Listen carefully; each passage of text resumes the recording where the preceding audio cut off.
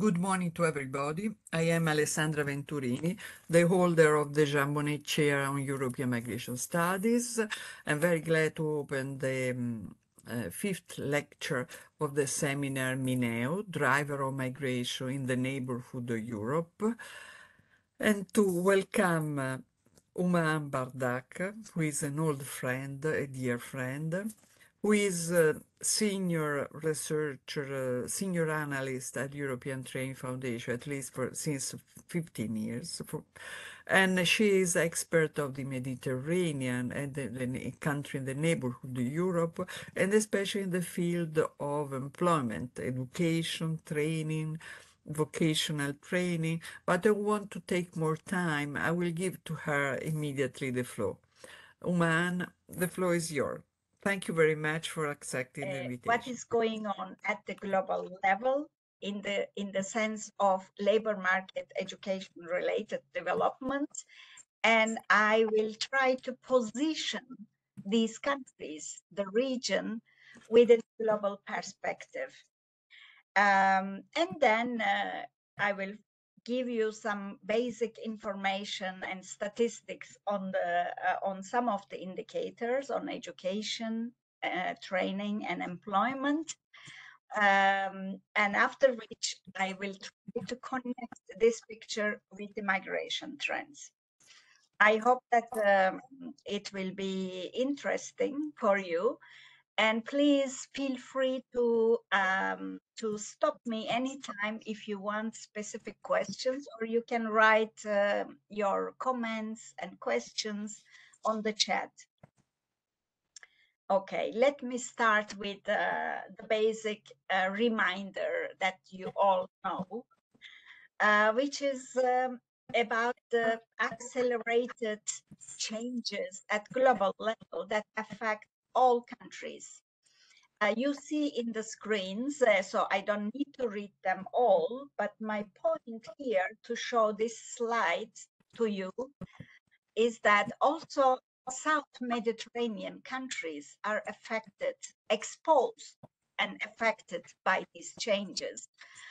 These changes, such as technological developments or global crisis or COVID pandemic, or say global warming, climate change, it doesn't stop in one country or in the developing countries or developed countries only. It really have big repercussions for every country in the world.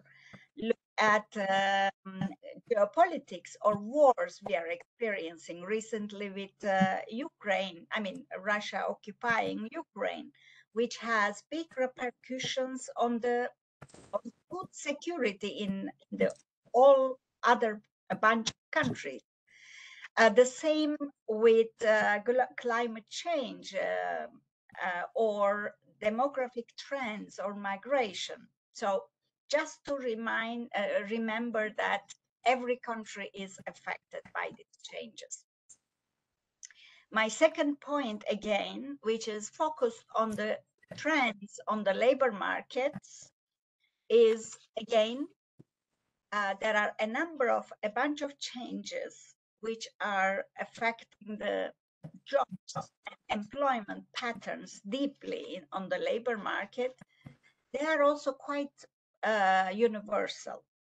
I mean, for example, the job destruction due to automation. Let's say that job translators, right? It's not only the European countries which use Google Translate or more sophisticated automated translation tools, but it's also very widely used in all other countries, also in the South Mediterranean, or changing tasks in the existing jobs, task content, which is moving more from the physical task toward more social and intellectual tasks. And this also increased the degree of autonomy, teamwork, on increased use of ICT tools. This means that also the workers in Egypt or Morocco need to adapt this as much as the workers in Italy or in other countries. There is also emergence of new jobs, mostly very much linked to the application of new technologies, such as jobs for data processing, jobs for digital services, which we never heard before, like cloud computing or coding or social media manager, etc. And this is also diffusing in our region. Job polarization is another very strong trend, which decreases the medium level jobs while increasing low and high skilled jobs, and which is very much linked also to the segmentation of the knowledge work, which means before the university graduates, let's say high skilled graduates, they didn't have to worry about job markets because almost everyone had the opportunity to find a high skilled job, which is no longer the case. Actually, all pieces of high skilled jobs are also kind of standardized and divided into smaller pieces, which is called most of the time like digital taylorism, applying the Fordist production method into the knowledge work this time to high-skilled workers, which leads to the stratification of knowledge between the conception and execution. As a result of all these trends, what we saw at the end for individuals is employment patterns are changing. It's no longer finding one job full-time, going to the workplace, one employer, and that's it. It is no longer that. There are many more different types of employment, atypical, let's say, or non-standard employment, also linked to the new business model of digital economy. You might have heard about gig workers, craft working, or expanding temporary employment also through temporary agency workers, or also the less full-time, permanent, and single employer jobs, which leads to the erosion of worker-related benefits. So job market is really tougher for everyone, but this is even more true for the countries in the South Mediterranean. So I would like to also connect now to some very general trends in the South Mediterranean countries, which you see now in the slide. The first thing is we also observe all these trends happening in the countries we are talking about. The first very interesting, let's say, development, which has been developing over the years, is increasing participation in globalization and increased integration in the global value chains.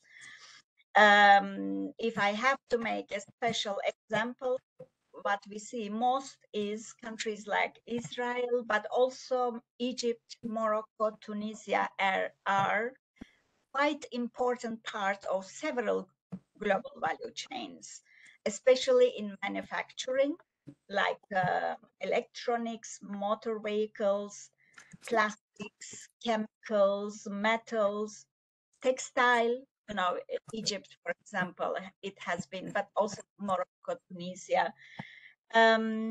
So this is increasing. The countries are, the countries' economies are more and more open in terms of international trade, imports and exports, also increasing digitalization, especially Jordan, Morocco, Lebanon. The economies are highly dependent on international trend. We also saw, interestingly, early signs of automation in countries like Egypt, Tunisia, Morocco, of course, Israel, Turkey as well, where there is some critical mass of manufacturing. Take, for example, motor vehicles, production of motor vehicles, like Renault produce some part of automotive motor vehicle in Morocco or in Tunisia. And when Renault develops this production model and they started to use industrial robots in the factories, it goes also to these countries in the periphery. And I always find this very strange in a way, because, you know, the labor force is much more cheaper in Morocco and Tunisia, but yet these factories still start to employ more and more industrial robots instead of hiring, I don't know, two people for one person job in Morocco or in Tunisia. So that's also an important development we have to, you know, identify, because this was based on the report of International Robotics Federation, you know, how many industrial robots they sell to different countries.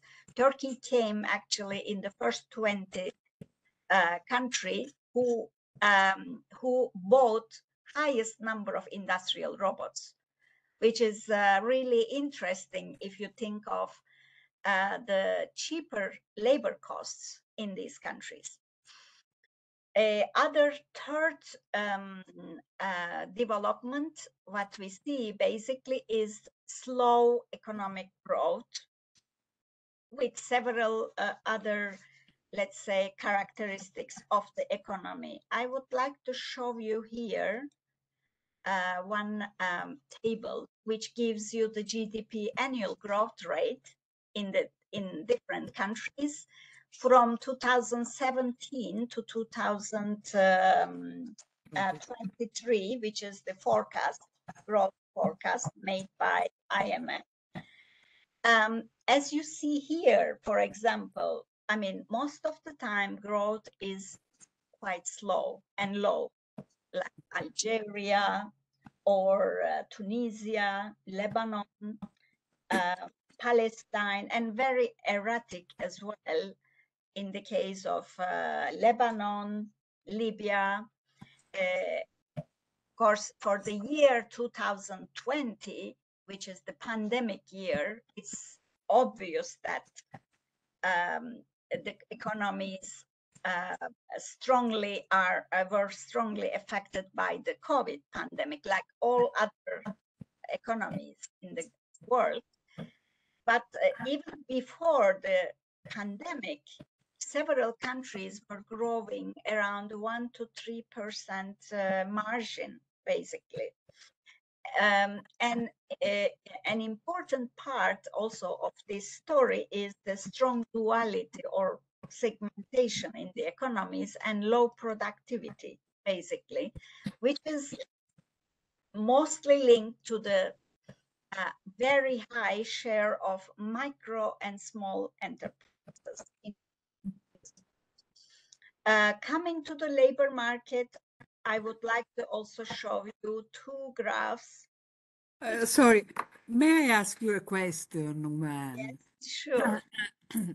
Because we discussed last week that in Egypt, in this country, the informal economy is very important. That's mean in Egypt you have, let us say, 30% of public economy, which is controlled by the state, 20 private, and 50 informal. And you were mentioning the fact that you had professors that in the afternoon they're doing the taxi driver and so on. In general, people has 3 jobs. Okay, given this scenario, it is difficult. You say Israel is different, of course. You have Lebanon, which is more university, so more educated. But the fusion of technology, if we don't introduce the private economy, the market, we have this state, you have this diffusion by the public sector. That is the question. Yes, an important part, not in all countries, of course, but there is this e-government part, which is about the public services. But what we also noticed is that there are not many, but few very big companies, let's say holdings, which are also following closely what is happening in the world. There are not many, but they dominate the economy in terms of private production. The rest comes, of course, from China, for example. I mean, most of the time after China become the global producer of many things, starting with, textile in 2000, in the early 2000. Nowadays, the countries, I mean, they cannot really compete in terms of cost and quality with it mostly in manufacturing, but still there are some companies which manage to be part of the global value chains. And I'm talking basically about them. These are very few, but they are part of the chain. Like, as I said, Renault, one part of Renault, maybe it is the, I don't know what part, I don't remember now, but we had a study in Morocco, which was about motor vehicles and also aerospace, parts of some planes. So this is basically it. It's not, of course, and then at the same time, don't forget that young people, they also use in Egypt or Lebanon all the social media as much as young people in Italy. Everybody is on Facebook. So the society, the economic actors, the state, they are also exposed to same trends, but then the adoption or diffusion rate is much slower compared to another country, like Israel, for example. But this is very much linked also to the infrastructures. While in Israel, the connectivity index is very, very high, so almost 90% has strong Wi-Fi and all this infrastructure. This goes down to like almost, I think it was around 15 or 20% in Egypt. Although, of course, people want to use it, and especially urban areas are much more, have higher chance, but then there is the whole rural parts of the society which lacks not only infrastructure, but also digital skills to take up all these opportunities. I will come back to that. Actually, this is just trying to position the region vis-a-vis the world, basically. Another aspect I would like to say, despite all the variations across the countries within the region, there is this, let's say, demographic transition phase where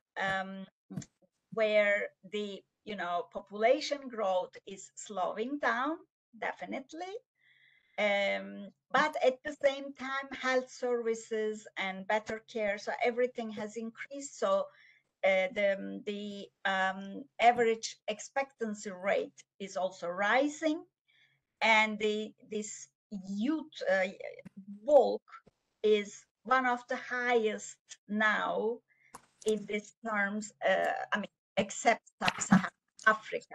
What you see here is almost 31% in the total population are 14 years and below. If we take this 30 years old, they reach between 40 and 50% of the population. If you take those people who are 30 years or below, 0 to 30 years old, they are almost half of the population, which means that the countries are in a period where young people really dominate the average pulse of the society. And this has some implications, let's say. This doesn't mean that the population growth is decreasing. It is decreasing, and it will be going to a much lower level. It is already decreasing. But in terms of critical mass of young people, I think these periods, let's say between 2000 to 2050, is the period where young people dominate in terms of, absolute majority in the society.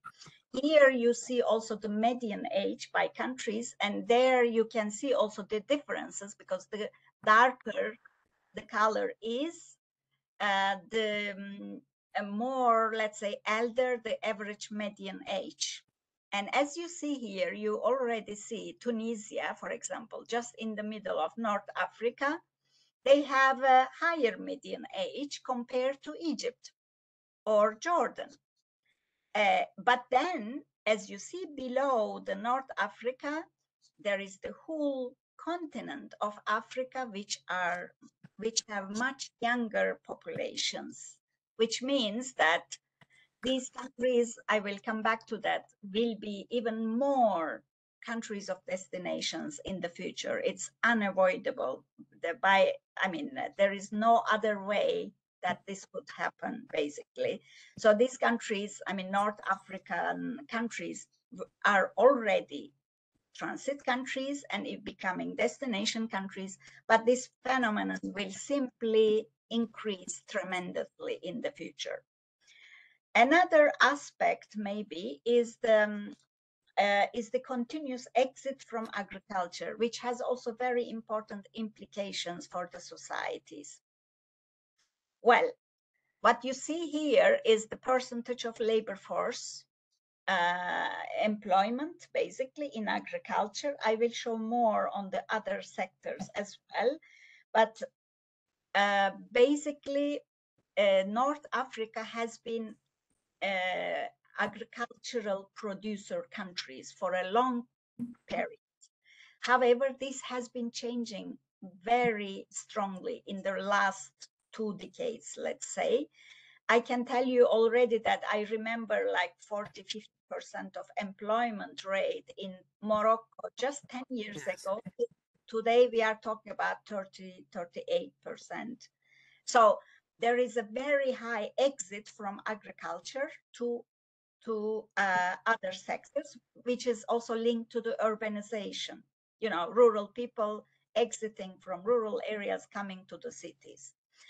And this has impacts on other sectors, manufacturing and services. Here, I would like to share with you this, let's say, of course, numbers are very difficult to collect on the same year. There are some numbers which are coming from older years and some are newer years. But I would like to highlight one thing here. Two things. The first one is, it is services increasing and creating jobs. And most of the services are low-paid, low-skilled jobs. In the services, it is very much more difficult to create high-skilled, high-paid jobs. There are some niche sectors, of course, financial sector, but majority of new jobs are created in the low-paid, low-skilled, like take tourism, take transport, take logistics. Of course, there are also managers for all businesses, but majority of the required skills are low to medium skills. This is number one. And services are dominating in all economies, despite the variations you see here. And they are largely corresponding between, there is the value added, what the service, let's say, added to the economy, and there is the employment share. And these are two different things. And if you look at agricultural value added and compare with agricultural employment, as you see here, for example, take Egypt, there is almost 22% of employment. So total, out of total employed people, 22% are in agriculture. But the value added by this sector is only 11%, which means very low productivity, very low earnings, basically. The same with Morocco. Look at the numbers in Morocco, 38% of employment share versus only 11% of value added to the economy. This means that actually farmers do not get enough livelihood. Just to show you, but at the same time, I would like to draw your attention that in the Middle East, you know, countries like Jordan, Lebanon, Israel, and Palestine, basically, they do not have, they never had a big agricultural sector, mainly due to the land conditions. You know, there are not, simply not enough land. Also, there is not enough water. Of course, Israel is one of the biggest food exporters, so it is still possible to produce food with less water, but it's an exception. And the other countries has to use the same agri-tech methodology, you know, less water, super sophisticated irrigation methodologies, etc. This is just, and yeah, I'm coming to the informal employment. One, continuing with the job creation trends, which is always in the services sector, and for low skilled jobs, there is very limited demand for skilled, more high skilled labor, and there is this persistence and big size of informal employment. I want to show you first the region average vis-a-vis other world regions. I will come back to individual countries later. As you see here, there is almost direct correlation between the development, economic development level and informality as the share of informality, basically. The better developed the economy, less likely to be the informal employment. Of course, it's not exactly maybe one-to-one, because there are some developed countries with lower informality and some developed countries with higher informality, but still overall it's always linked to the development level. This is one thing, but I will come back to the individual countries now. Well, let me show you this actually first. So if you look at, these are again, numbers come from very different sources from different years, because it's really infamously difficult to get all the numbers at the same year. But as you see here, the first column is the share of economy, informal economy. I'm not talking about employment here. It's the total value added by the informal economic activities. And they are, with some exceptions, around 1/3 of economy. Well, Algeria is exception because of the high oil production, and big part of the economy is linked with the oil production, in my opinion. Although Jordan is also a bit quite low. But if you look at informal employment, then the numbers are really also linked mainly with the size of agricultural sector. In countries where higher share of agricultural employment is obvious, like Egypt, Morocco, Tunisia, you see, because agriculture sector is #1 suspect of informality, but not only. There is also construction, there is also all these services, you know, hospitality sector, especially restaurants, bars, cafes, and all these small services. Everything. They tend to, and trade, yes, and trade. They tend to be really mostly informal in terms of employment. What we did is also we calculated when you see where you see on the third column vulnerable employment. This was a calculation of my colleagues based on own account workers, share of self-employed, which are not independent from their informality or formality. So they are really like very low paid below minimum age. So there are a number of criteria we use, and this is also quite high, basically. This is what I want to say. So there is a quite big share of informal employment, and this has many disadvantages, as you can see, as you can imagine. Another maybe us to coming and now in the labor market is that the labor market is not totally organized. There are different segments in the labor market with different characteristics, each with different characteristics. As we call them segmented labor market, and it depends on, it can be with many layers. This doesn't mean that each works completely separately. They are interconnected somehow, but they also have their own features in each segment.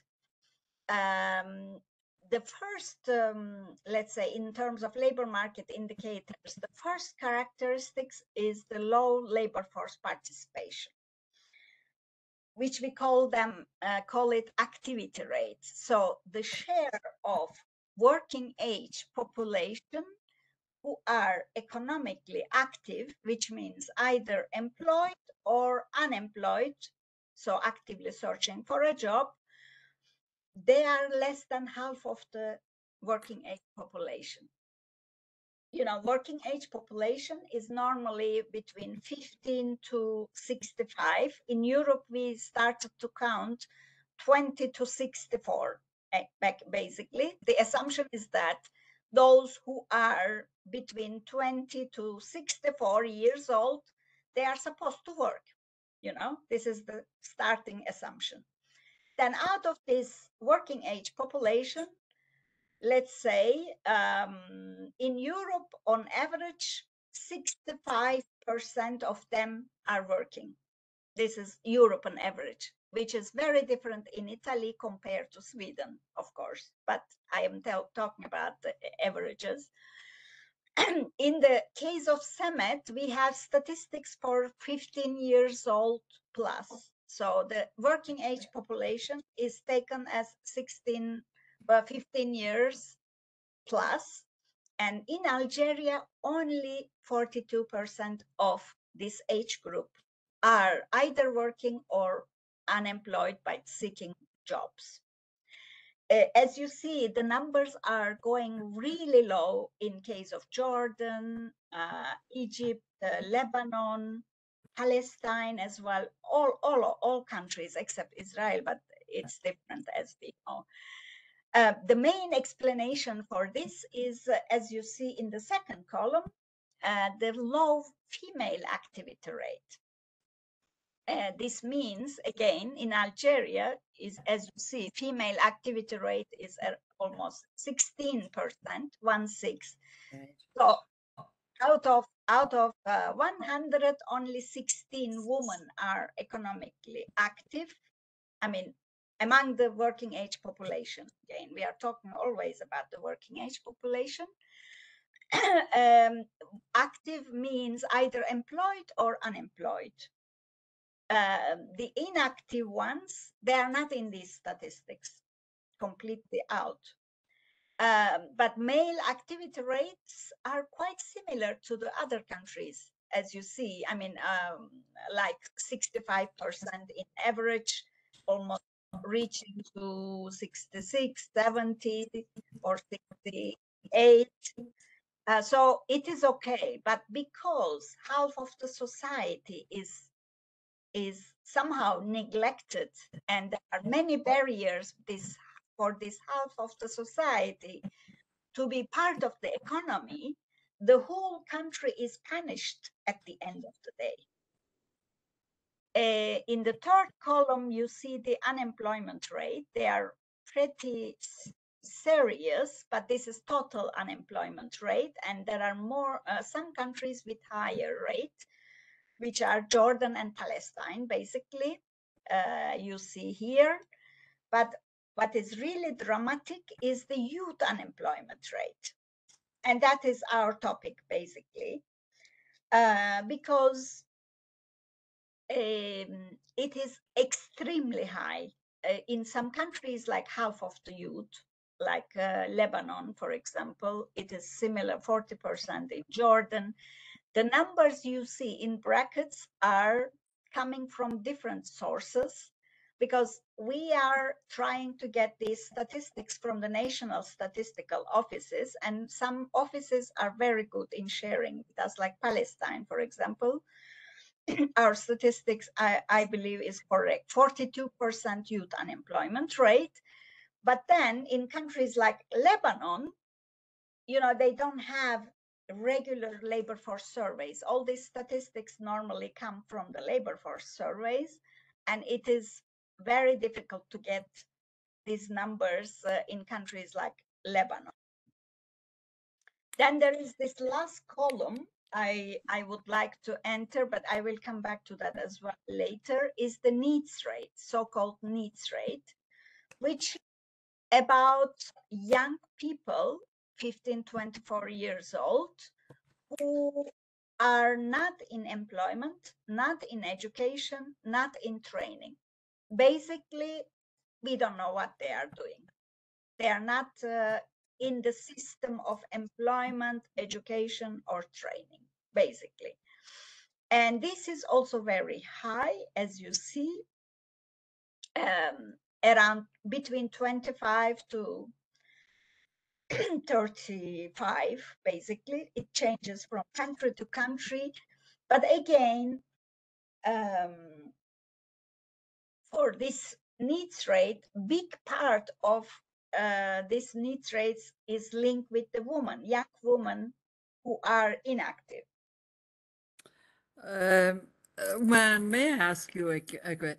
This is very important, this result that you show, and we immediately see that Israel is a little bit an outlier in this labor Yes. market because has 63% of activity rate and also the female work in Israel, and the unemployment rate is 4.8 for the youth, 15 for the NEET. But for the other country, how much this data report, you see, for us, unemployments mean people that is doing nothing. Instead, here probably there is very difficult the distinction between formal job and informal job.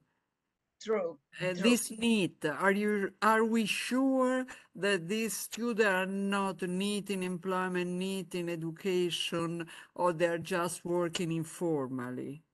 That Oh, is a big question for developing, for, see, countries yes, where the trade unions is not so strong to control and so on. Can you explain us a little bit more how we should read this data? sure, sure. As I was saying, these data comes from the labor force survey, which is normally conducted by the National Statistical Office regularly, a minimum every year. In most countries, 4 times quarterly survey, even monthly survey. And among these countries, as far as I know, all these countries have a regular labor force survey based on the ILO standards, except Lebanon. However, there is a trick with the survey questionnaire. when they ask, this survey is a representative household survey, so they make a representative sample of households, and they go and ask everyone in the household the following questions. Many questions, but one key question is, have you worked in the last week or last month at least from 2 hours to 10 hours minimum up to whatever. There is no upper limit. At least 10 hours, let's say, most of the time it's 10 to 20 hours. This depends on which preference is chosen by the statistical office, because there is the lowest and upper limit defined by ILO, because International Labor Organization is the one which defines how you should do the labor force survey, and what does it mean employed, what does it mean unemployed, etc. And countries choose these definitions, use the same definitions, although there are some upper lower limits, and some countries can choose more lower or upper limits. So the question is, have you worked last week at least 10 hours or 20 hours for economic return?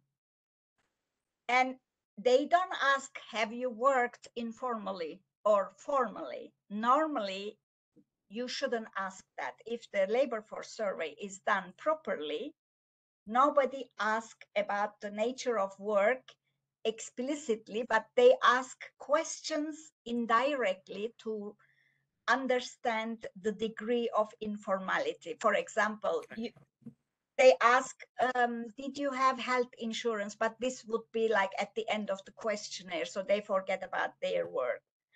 Or they ask, are you part of pension scheme? You know, this, but it is not linked with the work. And in theory, the employment rate includes informal employment, or even unpaid labor in the households, you know, the wife supporting husband in farm, but doesn't have official job. That's why actually in countries where higher agriculture exists, they tend to count everyone as working, employed, although they don't work full time. You know, they work only during the summer, for example. But doing the survey, there are always risks that some people, also because they don't trust their governments, they may give wrong information. There is no guarantee for that. That's obvious. Another second trick is the unemployment definition. Unemployment definition includes three conditions. You shouldn't have job now, Yes. but you should be actively searching for a job now, and you should be ready to take up the job if there is an offer.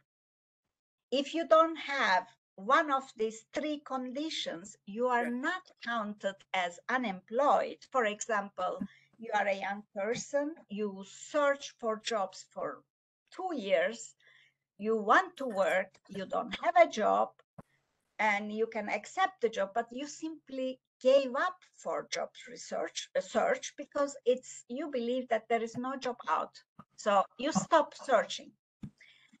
If you are in this situation, this group is called discouraged workers, Yes. and they are not counted as unemployed. So these people are not in this unemployment statistics.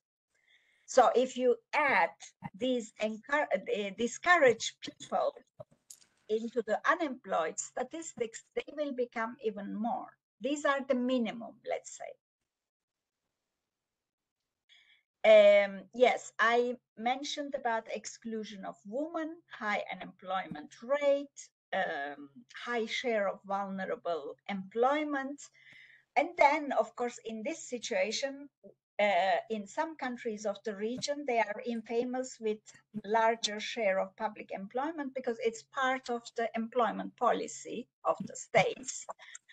Due to the fact that the private sector doesn't really create enough jobs, there is a quite high share of public employment. This is not the case for Lebanon, for example. It's not valid for all countries, but it's valid, for example, for Egypt, and also for Jordan, for Tunisia, Morocco, although now for a long time there has been this caps not to employ anymore in the public sector, but then We have economic crisis, state intervene again. We have pandemic, state intervene again. Algeria, it's like 80% of the jobs were public sector jobs.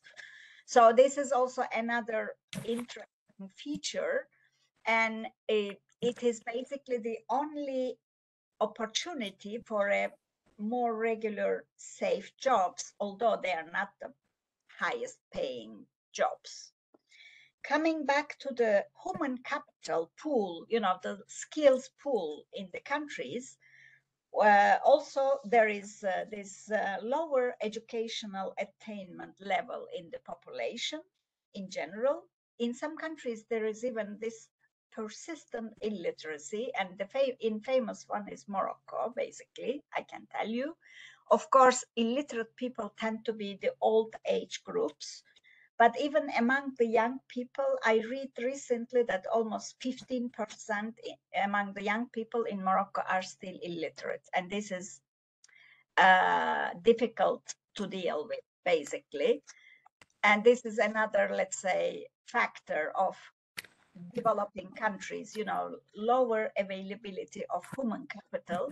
But what is even more interesting is this graph I would like to show, and because it includes also other countries. This is the share of active population, which means those who are employed or unemployed with low education level. And by low education, I mean ISCEP level 0, 1, and 2, which means either no education, primary education, or lower secondary education. Okay. And as you see here, and this is the difference between 2010, 2019, 10 is the blue bar, and 19 is the other color. Well, the date is a bit old. I'm sorry for that, but it was very difficult to get the more recent data after 2019. But as you see here, of course, it is decreasing. The share of low educated workers are decreasing, but very slowly. And as you see in Morocco,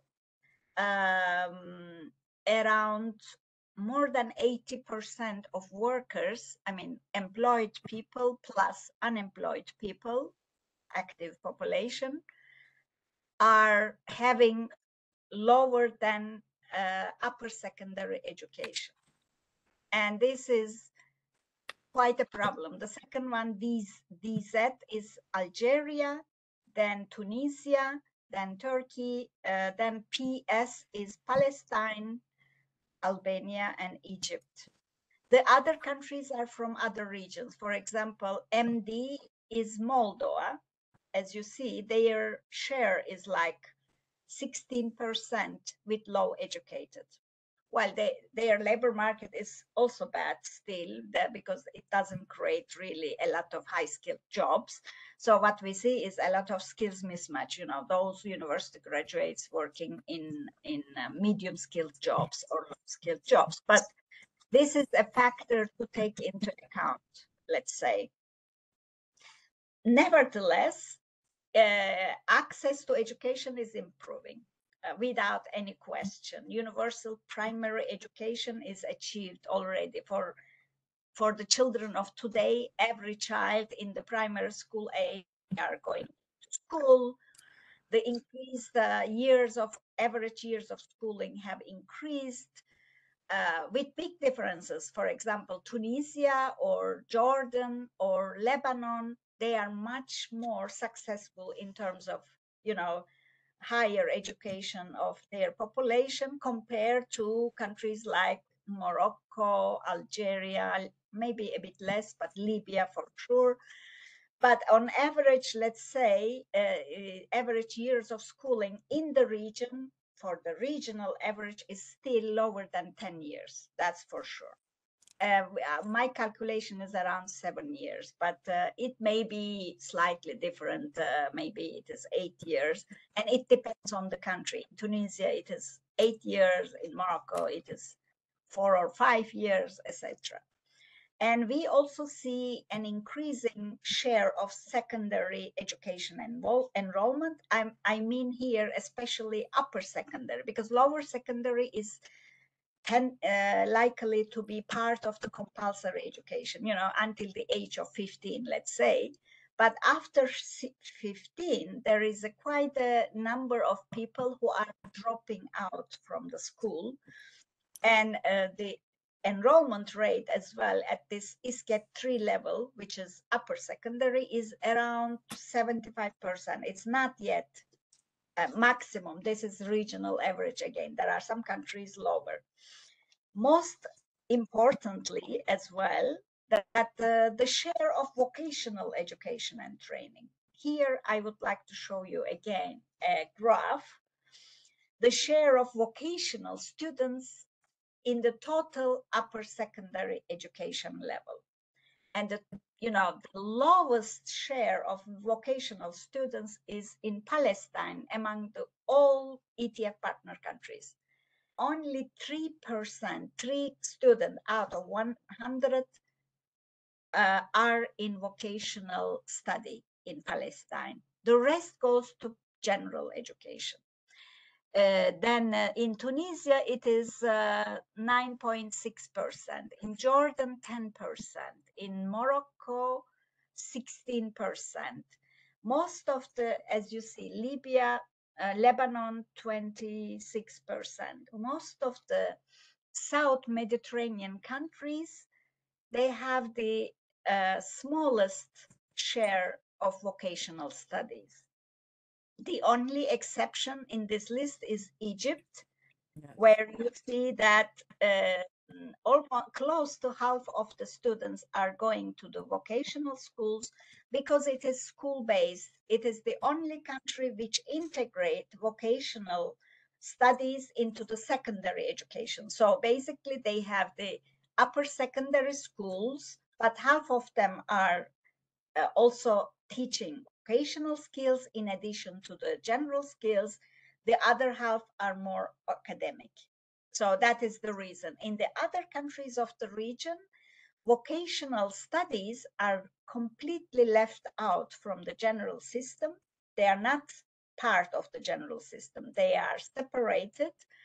And by doing that, they almost automatically kind of downgraded the system because it's very much focused on labor market related skills, but used mostly for people who cannot have the chance to continue to the general education, which is much more prestigious, well recognized by the society. And that is a problem because access to higher education is not that high. The regional average is around 30%. In Morocco, it is much lower. And in Lebanon, it is higher. It's almost half of the age group who can enroll the university education.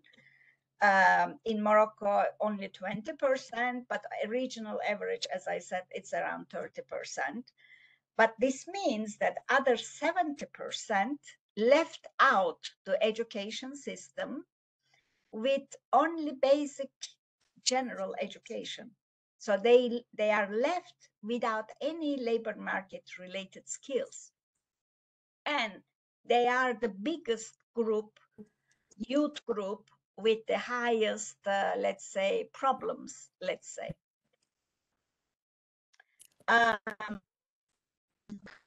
Also the issue with the quality of education and training, especially PISA tests. You might have heard about it. OECD organizes this international standard for 15 years old students. And countries in the South Mediterranean, they also attend this PISA test. TIMSS is another international test for the 4th grade primary education students in mathematics. So there are several international tests which are done in many countries, over 100 countries actually. And some of these participating countries are from the region. And the grades that are received these exams by countries in the region, they tend to be quite lower, almost like I didn't put a table for that here, but I can provide you later if you are interested. But basically, what we saw in reading, writing, and in also science and math, that more than half of the students who take this exam are in the lowest group. So they are not really efficient readers or science or math students. I mean, they take these courses in the school, of course, but when they are asked on the application of this knowledge in this international test, they are not able to process the knowledge they receive in the classroom and get the answer from the exam, and they get the lowest marks, majority of the students, definitely more than half of the students, and that is also a problem. Well, I would like to give a bit of pause here so far. Would you like to make any, because I will make here only a few more reflections based on the information I provided so far. But if you have any specific question or comment, how do you see then, based on this information, please do so. Do you have any question? No, my students, you see, they consider everything new, so I don't. Okay, that is perfect. Okay. Now, my question here, I mean, so far it was information. I provided you a lot of statistics, I know. I'm sorry for that. But let's make some reflection over that. The first reflection is, as you heard, that countries have a big share of young population. And the question is this a gift or burden for the countries? I mean, how can you make this young population, which is normally a great gift, because, in Europe and in Italy specifically, there is less and less young people, and the population is aging very quickly.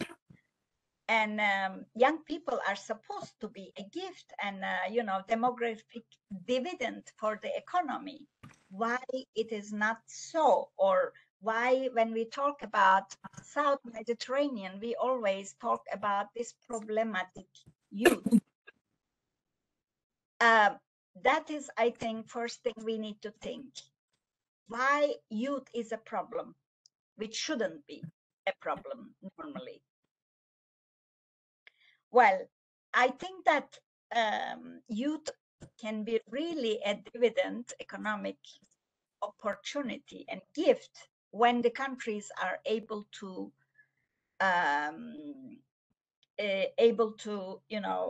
create skills in them. So, formation of human capital, but also not only creating skills only is not enough, because education levels increase also in these countries. Of course, the starting points are different.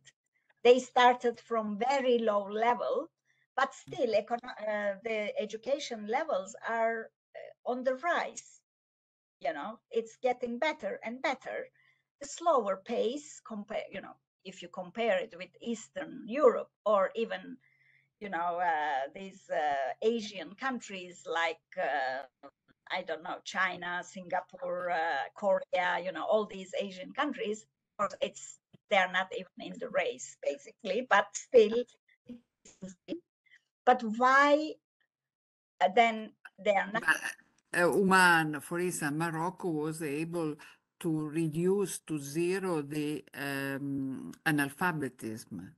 So people were unable to read. Now it seems that everybody is able to read. So they little by little they reduce the, the level of education. You start from this. After you increase the level of education, Exactly. No, it's okay. It is what I oh, say, is but they are not used in the economy yet, fully, at least, because I think that what is really sorry, problem. sorry, Yes. another things.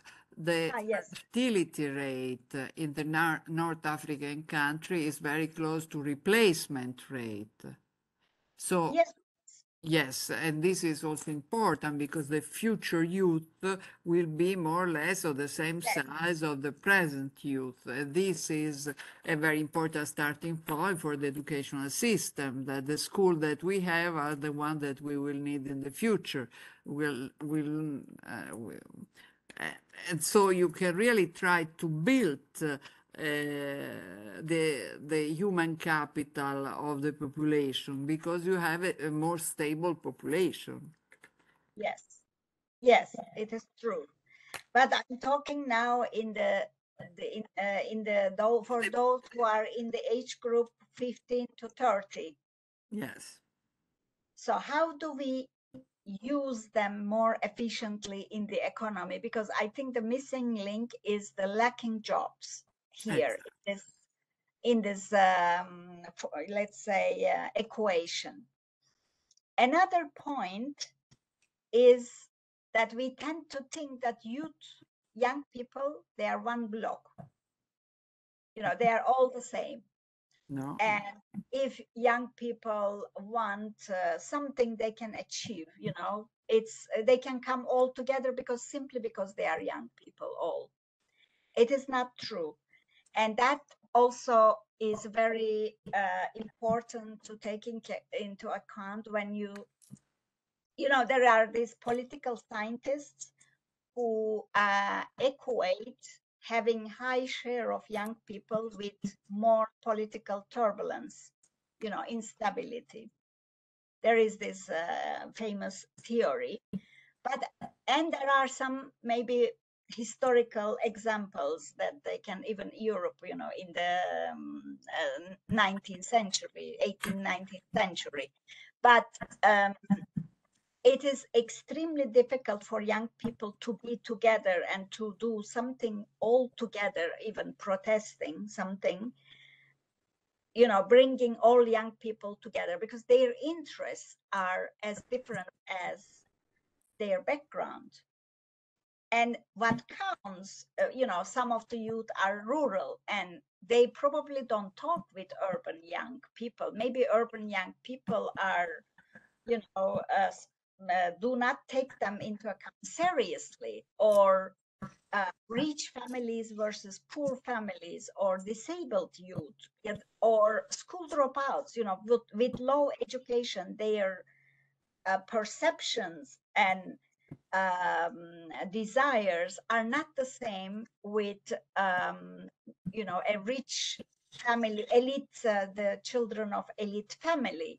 So that is really important to keep in mind when we think about also migration trends and also youth movements, let's say broader level.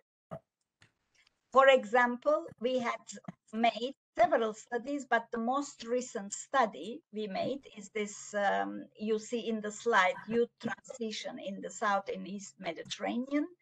We try to identify profiles and characteristics. You can also click on the link and read the full report.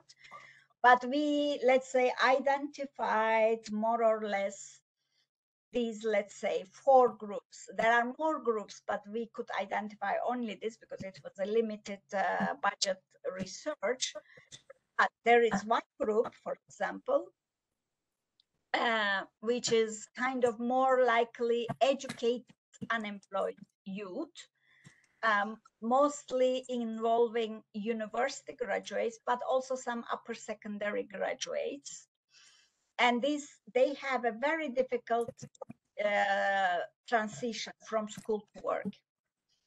What we see also is that, which is very typical for the region, especially for the North African countries, is that unemployment increases with education level. So normally, you know, lower lower educated people tend to be unemployed in Europe, at least on average. But it is not the case in, let's say, Morocco. You know, unskilled or low skilled people, they tend to be working basically. On the contrary, university graduates, some of the university graduates and upper secondary graduates, they tend to be more likely unemployed. Well, of course, there are different reasons for that. The first one is university graduates, they tend to coming from better off families.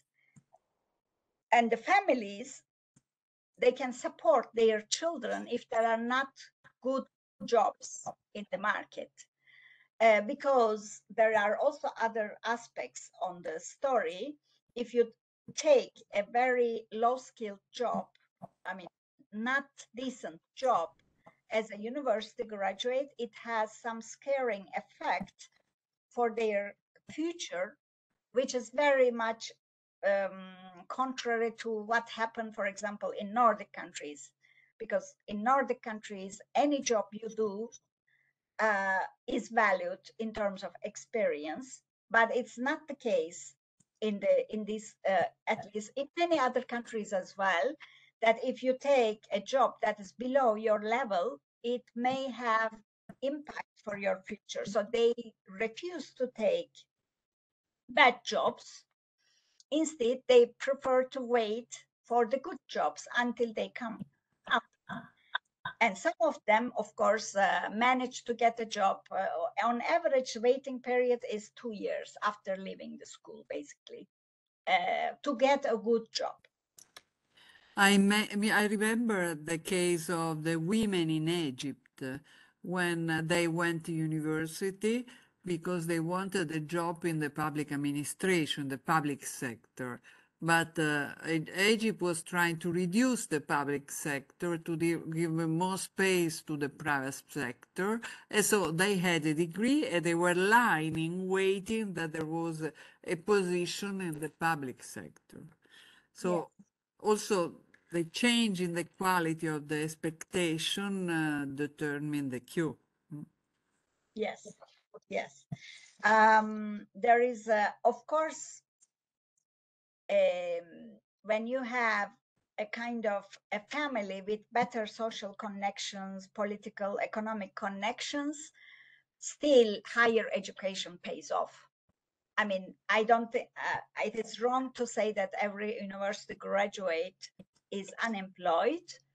Those who are unemployed tend to be those with less connections, basically, but they are the majority still, because, you know, if other people who are coming from elite families, I mean, higher education normally pays off. But this is a bit of anomaly of the labor market functioning, because the allocation to the jobs are not through a transparent labor market based on the efficiency of the workers, you know, merit based, but rather based on the connections. And this, of course, makes these jobs accessible only to those families with better connections. Then the others will get even less information on the job opportunities. There is this second group, which is underemployed youth, because they cannot maybe afford to wait for the best jobs and their families do not have connections. So what they do, especially these upper secondary graduates, vet graduates, even some university graduates, they are employed, but they take poorer work contracts, which is not ideal at all, but they have to do something, you know. So this is a bit of more likely a skills mismatch. So they work in jobs below their education level, but the main reasoning is, especially for men, this is more likely for men because they are supposed to be the breadwinners, and they have to do something, and they cannot afford to be unemployed. The same with the lower category, low skilled, unskilled youth, who cannot afford to be unemployed, but they take any precarious jobs in the informal sectors. These are the ones most likely working poor, really they are working, but they remain working poor, mostly in the informal sector jobs. Then there is this last group, which are more likely to be women, basically. And this is actually one of the key typical example is the one you mentioned just before, the public sector employment jobs. These women are educated, well, also uneducated among them. There are many different types of young women, but because they wait for decent jobs, or they cannot find jobs because female unemployment is the double of male unemployment, by the way, it's much higher. They simply drop out of the labor market, and they remain to stay at home, and they go for marriage market, basically. And they are sometimes the most vulnerable group to social exclusion, because, as women, also the social space for women are limited. If you don't work, there are not much, of course, except that you are really rich woman, you can go to any, place to spend money. But apart from that, for normal, poor, young females, the space is very segregated, so they cannot really find much space. And they tend to remain at home for this reason. And that's why the next natural step is marriage. So my point here is that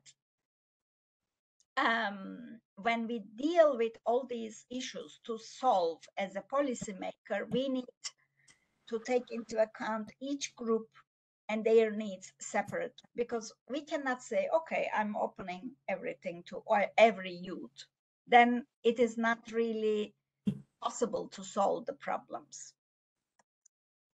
Okay, I will skip this because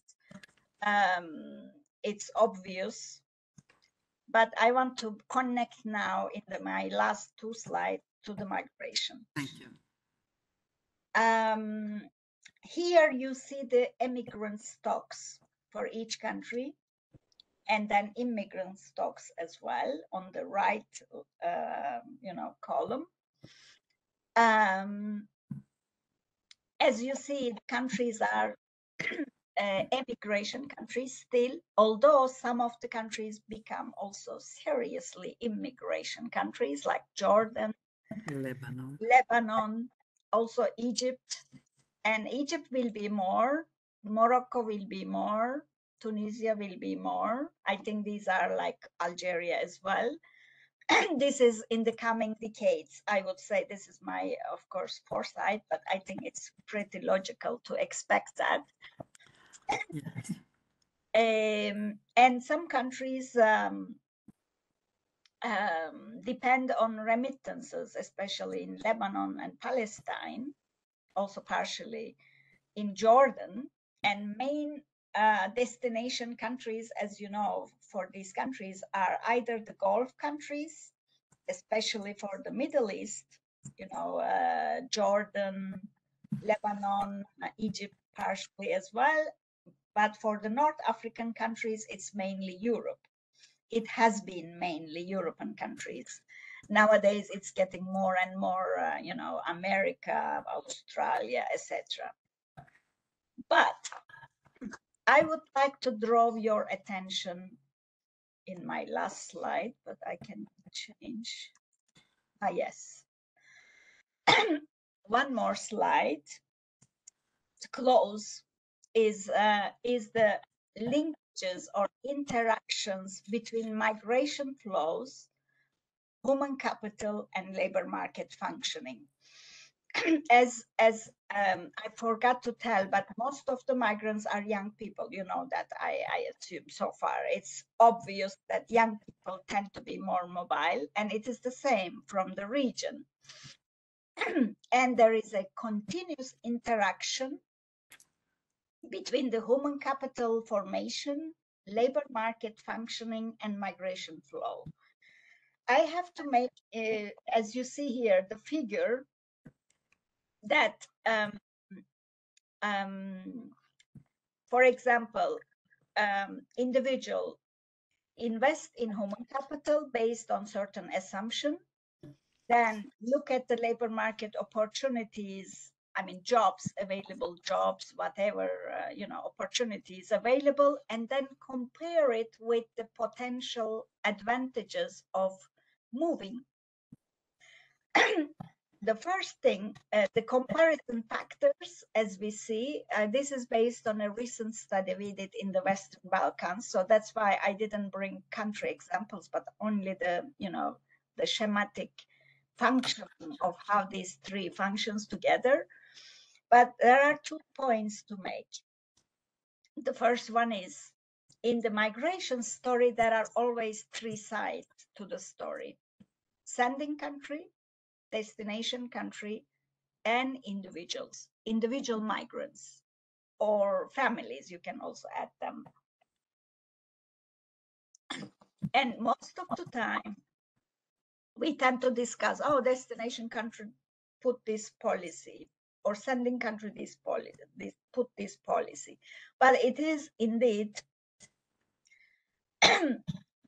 the individuals or households who make the decision to migrate.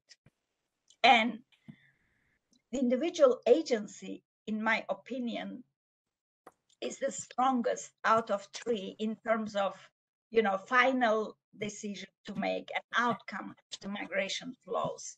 But of course, they make the decisions based on certain factors. And these factors you see on the left side of the slide, they make an assessment of wage gap between the receiving country and home country and host country.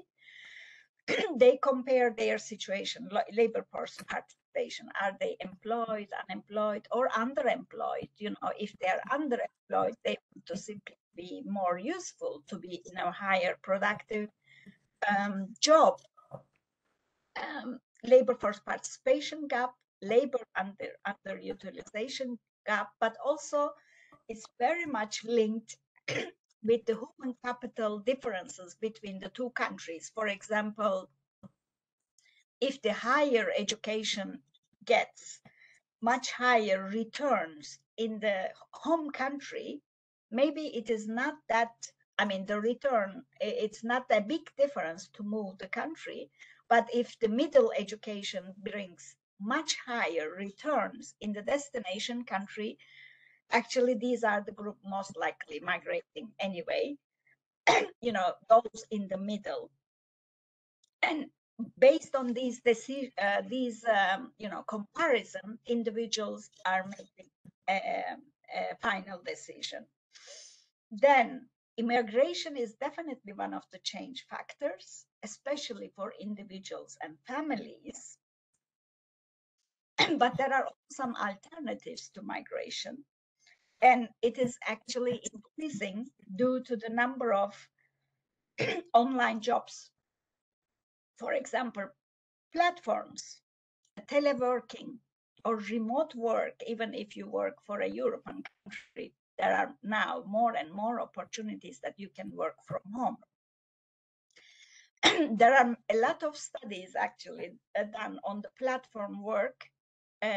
We did it for Western Balkan and Eastern Europe regions.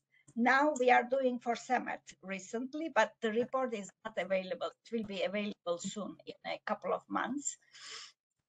But what we see is that most employers in platforms are coming from developed countries, but most of the workers working in the platforms are coming from developing countries.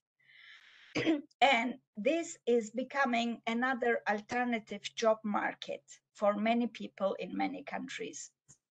Of But course, once was taking place only in India, no? You remember the yeah. beginning was in India, United States and India, and now instead it is broadened also in the Mediterranean. Yes, actually, Egypt is already number 10 in the number of freelance workers. That I know because there is this online labor index in the University of Oxford, which is now given to ILO. They are taken up the job, Mhm. but we saw already that in the Eastern Europe countries like Ukraine, Moldova, in the Western Balkans, Serbia, North Macedonia, they are taking up a lot of these jobs. But it's also linked with the skill levels, digital skills, literacy, which is very much required for these jobs. And I hope that we can say more about the CEMET countries as well once we have the data, because we will have a very specific country-specific data for the region in soon. But my last word or message, let's say, is migration itself, in my opinion, is not enough to lead changes at the country level, systemic level. Ultimate shapers of internal dynamics is always linked to the internal actors, political and economic actors, and changes in the social contract or society opportunities. Of course, migration is a change factor to change things internally, maybe in politics alone, in economics alone. But I don't believe that migrant flows itself can change the whole country system at the larger level. It is rather the outcome than the reason of changes, let's say. And I stop here because I had a few more slides, but I think I talked too much. So Okay. I will share the slides anyway later, and you can read more. But what we were saying in many studies is that even if the destination country and sending country agree that they close the border, they don't allow anybody to go anymore, and it is an absolute agreement of both countries, and they are genuinely supporting this idea. I believe if individuals want to move out, they will move out. They will find the ways. And there is certainly, because this third party in the migration story, the individuals, we tend to forget about them. They are agencies themselves. And there are always some people who want to go out, discover more, and it's just individual development opportunity, and it will always happen, in my opinion. But what we can do as policymakers, we can develop an environment ecosystem to get maximum out of migration. And there are a number of ways, as I put it here, which is more linked to the education and employment related aspects. So I didn't include everything here. I mean, if we start thinking about it, we should start with political system anyway. I mean, I think there are so many issues to solve: political system, economic system, if you want to keep your people at home, you know. But then, if you even help people who migrate to get better results from their migration projects, in the long term, I think it may have some positive repercussions also for the countries. So it's always a gain, win-win, in my opinion, if you help them. I stop here. Yes, so Thank you very much, Man. It's very interesting also your conclusion because you were changing a little bit the scenario that we had in mind that North African country now having reached the demographic transition do not have any more the pressure from migration. So it's not demography, is the education, which is and the need of jobs, which is pushing especially the young. You, in addition to this, you are also saying the willingness of changing, so like changing culture and so on. And the first day Hassan Boubakri was stressing the willingness of the Tunisian young to move. The Tunisia is not such a poor country, also the education is not so terrible there and so on, but the political change has pushed people to try to search another future, which is probably linked to the willingness to have a better life, not only the labor market, but a better life. There was a question before, so I Yeah. collect it, I will transfer.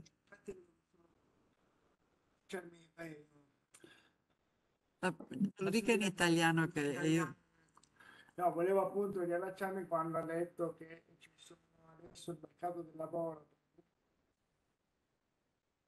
è spostato anche molto sulle platform, però da una parte appunto, cioè se io vengo pagato, che ne so, dalla multinazionale in Albania per rispondere alla Telecom 10 euro, logico che vorrò comunque emigrare nonostante ci sia l'aiuto e venire in Italia perché qui avrò magari possibilità di... So the comparison was that... Cosa intende la signora? Mi scusi, così poi non interrompo più. Cosa intende la signora ecco, per questo circulum? Circle. Vai. The question was very simple. Was saying yes, okay, there is this digital world has been Yeah. distributed now close to the sending country, close to the Mediterranean country, and we have a lot of, for instance, society which has the offices there and they phone, especially phone offices Call there. centers. Yes. Yes, and but however they are paid very little. So this is not reducing the pressure to move, but is instead allows people to keep the money aside to invest in future migration, especially because you feel that you can find at least this job in the destination country. And the second question was instead. They were interested in the cycle of migration that you mentioned. You mentioned the cycle of migration. Cosa intende lei specificatamente? What you mean for the cycle of migration? Yes. Yes. Well, let me start with the second one. This is the, when each individual, when they decide to migration, it starts the cycle. They plan how to do it. Before migration, there is the preparation period. Then they migrate, and the first, let's say, 1 year, 2 year, 5 years is a bit of survival. It's not yet mature. It's the time when they know the society, or job opportunities, the first job, then maybe second better jobs, etc. So also being in abroad in the destination as a migrant, it has phases. The first 5 years is different from 20 years being in the destination country. There is this migration period, and then at some point, every migrant actually, at least in the beginning, plan to return. But then they change This is this. ideas. And the return close the cycle, basically. And what I put there is that, the services which would be needed for potential migrants before migration is different. They need to know better the destination, have to find job, but the return migrants, their needs are very different. So when you design services, you need to take account, the position of and migration stage of the person, because their needs and also the perceptions about, what to do, how to do, they are very different, changing over time. This is the first. I hope I am able to answer. The second, yes, yes. Globalization is not about giving job opportunities to poor people in other countries. It is simply making more money for companies. They are going to Tunisia to open call center because it's cheaper there, right?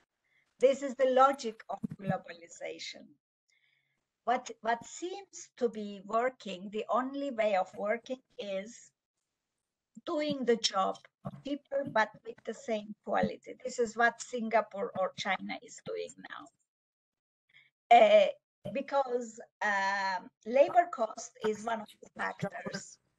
It's you want to say something? I want just to say, okay, for the biggest tigers economy in the new, but my example was Singapore.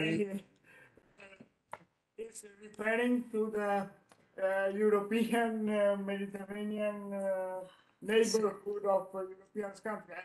You cannot compare now, for example, realities that we face in Albania or Montenegro's or in Bosnia and Herzegovina, to not go so far as you remember the Balkans area, which okay, very big structured and more and powerful economies such as Singapore or for example Korea. North Korea every time send some migrants to work in Russia or in Sweden as in Finland also, right? But this is, I'm referring for how can you pretend to help really to answer it. È un cane che si morde la Yes. I Okay. didn't, I missed. Don't worry. Okay. Yes. So the idea is that this is a cycle. Globalization is opening new frontier, but this is not reducing the attraction of the destination country. Yes. No, but I am not defending it. It's just the mechanism, how it works, basically. What can be done is a long discussion, of course, and there are many aspects of it. It's not only, political system, economic management. All aspects counts, basically. But the most importantly, it's, I think, the social contract, how people think about their state, what are supposed to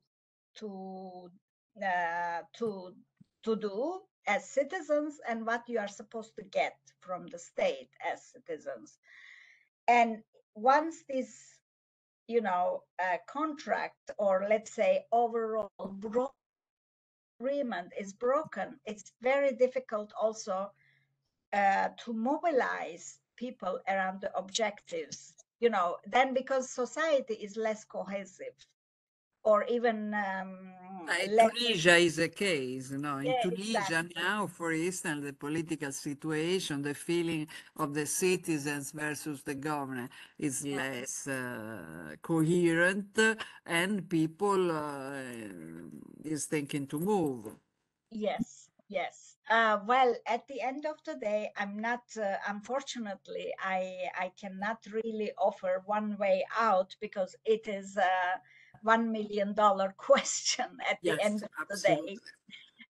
But my point was that I think there will be, nothing will happen out of, how can I say, a noble objectives. We know how the economy works. We know how the state mechanisms works in each society. We know the general trends. I don't know whether you watched this. There was this documentary about the workers, Chinese workers who made an investment in the United States. I think the name was Factory. It is more and more that labor gets lower share from the economy. It's a general trend. It's not only, it's the trend in the US, in Europe, also it's the trend in these countries. And the worker now, today's worker, is required to have higher education, many more skills, if possible, one specialization, but one additional topic to, connect with another thing. T-shape skills, whatever, comb shape skills. And you have to still work 20/7 because Chinese workers work non-stop. If you want to be competitive, the workers in Italy has to go in the same way. So there are also these pressures coming from the broader economy, but it's also the choice of political leaders at the same time. There is no one way to choose. It's really the collective society's collective output, what comes out from the collective thinking. And that is needed. But then for that to happen, you need a bit, how can I say, governments who can really put these questions on the table, Sure. and it is, as long as this doesn't happen, I don't expect things to change significantly. They will evolve, but the trends are more or less there. I don't expect them to change, completely The differently. composition. Yes. And with this, I think we can close the seminar because we already obliged Ummuhan Bardak to have 2 hour seminar with us in addition to all her work. So we completely exploited her agenda. So, Juan, thank you very much. I know that if the student has additional questions, we can send them to you and you will be happy to answer to them. In the meantime, I think your presentation was really very rich, very exhaustive. We look forward to see the slide directly to comment them together. Thank you very much. Thank you very much, all the Thank students. you for listening me, and have a nice day to all of you. Thank you very much. Bye bye. Bye